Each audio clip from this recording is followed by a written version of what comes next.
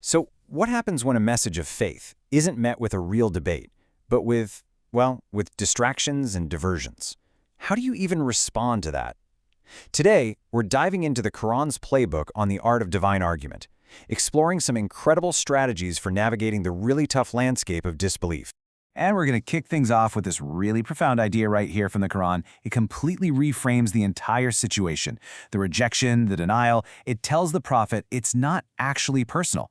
It's not you they're denying, it's a confrontation with the divine message itself. And that right there sets the stage for a response that isn't defensive, but is actually rooted in the very truth it's trying to share.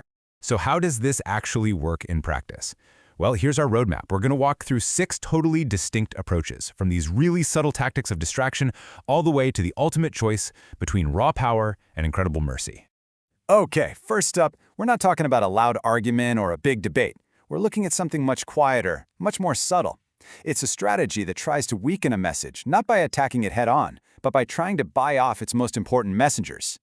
What we see here is this incredibly clever and honestly devastating tactic, neutralizing influential voices not with force but with favors. By dangling high-paying jobs, prestigious projects that go nowhere, and lucrative partnerships, the goal was simple. Get them tangled up in worldly things, silently compromise their message, and pull them away from what they were really meant to be doing. All right, so from the subtle to the symbolic. Our next approach uses a really powerful metaphor to completely reframe the debate, basically asking the listener to see the world through a whole new lens. The argument here is just presented as this stark and kind of beautiful comparison. It's asking you to consider 2 ways of being. One is called death, not literally, but a state of being lost, without faith. And the other is life, a state of being guided by a divine light, able to actually see where you're going and walk through the world with purpose. And what's so cool here is how this slide just breaks that metaphor down. See, the state of death isn't physical. It's about living in the darkness of confusion, ignorance, and misguidance. But the state of life is about being given a light, right? A framework of knowledge and faith that gives you clarity and a real sense of purpose. So, from the power of metaphor, we're now going to switch gears completely and turn to the unshakable force of logic. This next strategy is all about cornering an opponent intellectually, leaving them absolutely no wiggle room. The argument kicks off with this massive, fundamental question. It challenges the whole idea that we could just pop into existence from absolutely nothing. Can something really, truly come from nothingness? And then, boom, it immediately hits you with the second possibility. Okay, so if not from nothing, did we create ourselves? This one really forces you to look at your own limitations. I mean, do any of us have the power to will ourselves into existence? You see what's happening here, right? It's a brilliant process of elimination. By showing that those first 2 options are logically impossible, it kind of backs you into a corner, and you're left with only one rational conclusion. There has to be a creator who made all of this happen. This next one is just a fantastic example of debate strategy, and it comes from this legendary high-stakes showdown between the prophet Moses and the powerful Pharaoh of Egypt. So Pharaoh, faced with this really compelling argument, doesn't even try to debate back. Nope, he goes straight for a personal threat. I'll throw you in prison.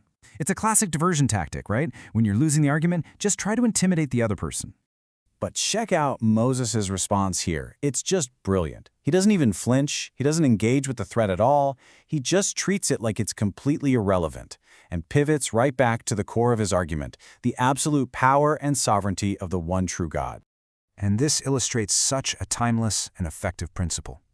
When you're faced with these kinds of diversionary tactics or personal attacks, you have to maintain that unwavering focus on the core message. Don't let yourself get dragged down into arguing about secondary, irrelevant stuff. Okay, so when logic doesn't work and threats get ignored, what's left? Well, for the opposition, the next move is to just throw reason out the window and start demanding the impossible, basically turning the debate into a demand for a magic show. And a list of demands just gets more and more outrageous. They asked for gushing springs, golden houses, even for the sky to literally fall on top of them. You can tell pretty quickly that these aren't sincere requests for proof. They're just looking for an excuse to keep saying no. But the divine response here is just masterful. It pivots the whole conversation. It dismisses all these demands for flashy, one-time physical miracles and points to something much more profound: the enduring power of the book itself. This, it argues, is the real sufficient miracle, a constant, recited message that offers a timeless source of mercy and guidance, not just a temporary spectacle. And that brings us to our final section, which reveals what might be the most powerful argument of all, one that's demonstrated not with words or logic, but through a monumental choice between using force and offering forgiveness. So the disbelievers, they issue one last challenge, a final ultimatum. They promise they'll believe if the prophet performs one specific miracle, turn the nearby mountain of As-Safa into solid gold. The choice this created was just profound. Path 1 was the door of power. Go ahead, turn the mountain to gold. But, and this is a huge but, if they still disbelieved after seeing that, their fate would be sealed. Immediate destruction. Path 2 was the door of mercy. Withhold the miracle and instead leave the door open for them to repent and find their own way to guidance. And in that defining moment, mercy won. The prophet chose the path of patience, of hope, of redemption, over a raw display of power that would have sealed their fate forever. And so that's the question we'll leave you with. In any argument, in any conflict, what's the truer sign of strength?